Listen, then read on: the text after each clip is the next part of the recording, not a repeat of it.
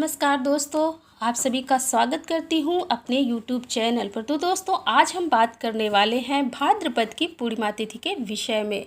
दोस्तों, आपसे एक अनुरोध है कि वीडियो के कमेंट बॉक्स में हरि विष्णु अवश्य लिखें। तो चलिए वीडियो को प्रारंभ करते हैं। हिंदू धर्म में पूर्णिमा के दिन सत्यनारायण की कथा और विष्णु भगवान की पूजा का विशेष महत्व है।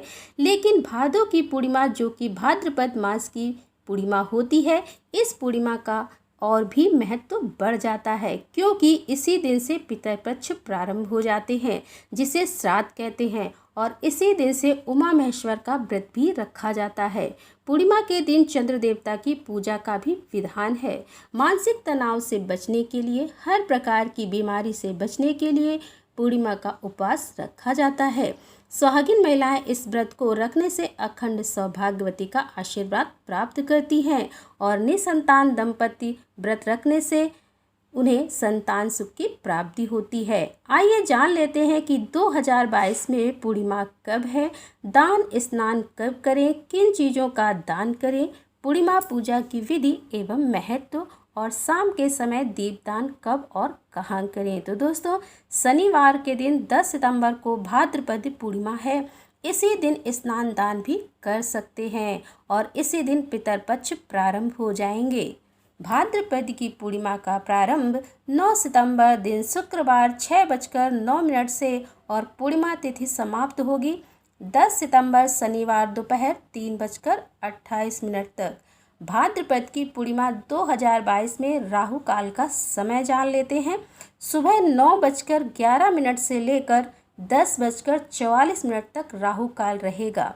इस राहु काल के समय किसी भी शुभ कार्य करने या फिर दान आदि से बचना चाहिए, क्योंकि इस समय किया हुआ दान राहु केतु ग्रह को बलवान बनाता है और कुंडली में अशुभ प्रभाव में वृद्धि होने लगती है।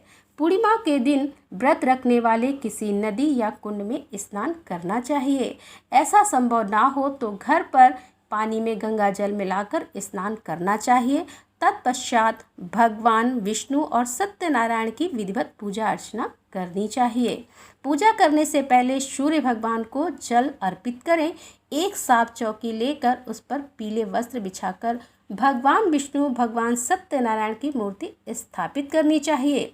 इसके बाद पीले फूल, पीले फल अर्पित करके धूप दीप जलाकर पूजा करनी चाहिए। भोग में पंचामृत अवश्य बनाएं। पंचामृत में तुलसी दल जरूर रखें। इसके बिना भगवान भोग स्वीकार नहीं करते। भोग लगाकर कथा पढ़नी या सुननी चाहिए और पूजा के बाद भगवान से क्षमा याचना जरूर करनी चाहिए। क्षमा याचना पूजा में हुई गलतियां माफ़ हो जाती हैं और दोष नहीं लगता, तो इस बात का विशेष ध्यान रखना चाहिए। ध्यान रखें, जो लोग पूर्णिमा का व्रत रखते हैं उन्हें रात के समय सात्विक भोजन या फलाहार ही करना चाहिए। घर पर किसी तरह का तामसिक भोजन नहीं बनाना चाहिए और इस दिन नाखून बाल भी नहीं काटने चाहिए। इस दिन आप दीपदान अवश्य करें। दीपदान किसी बहते जल में या किसी पास के मंदिर में या घर की चौखट पर या तुलसी के पौधे में आप कर सकते हैं। जिस घर में तुलसी की पूजा रोज होती है, वहां पर भगवान विष्णु का साक्षात वास हो जाता है। ऐसी मान्यता है कि सनातन रूपी विष्णु भगवान कलयुग में अलग अलग रूप में आकर लोगों को मनवांछित फल देते हैं। जैसी श्रद्धा हो, जैसी भावना हो, उसी अनुरूप फल की प्राप्ति होती है। लोगों के कल्याण के लिए श्री हरि ने सत्यनारायण का रूप धारण किया।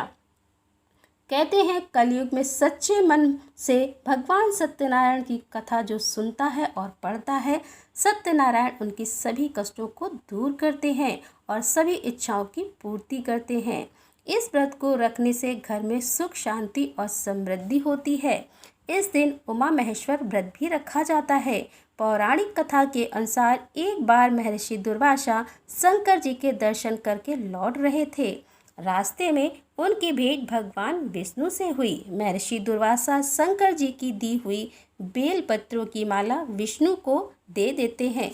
भगवान विष्णु उस माला को स्वयं धारण ना करके गरुड़ जी के गले में डाल देते हैं। इससे महर्षि दुर्वासा क्रोधित हो गए और भगवान विष्णु को श्राप दिया कि माता लक्ष्मी उनसे दूर हो जाए और क्षीर सागर छिन जाए।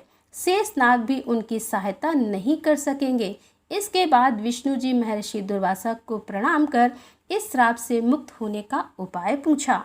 बार बार आग्रह करने पर जब ऋषि दुर्वासा का क्रोध शांत हुआ तब उन्होंने बताया कि तुम भाद्रपद के महीने की पूर्णिमा तिथि को उमा महेश्वर का व्रत करो, तभी तुम्हें इस श्राप से मुक्ति मिलेगी। तब कहते हैं कि भगवान विष्णु ने यह व्रत किया। इस व्रत के प्रभाव से लक्ष्मी सहित समस्त शक्तियां भगवान विष्णु को वापस मिलने लगी। इसलिए इस दिन व्रत रखने से खोया मान सम्मान, सुख समृद्धि वापस मिल जाती है। आज के दिन किसी भिक्षु को खाली हाथ नहीं लौटाना चाहिए।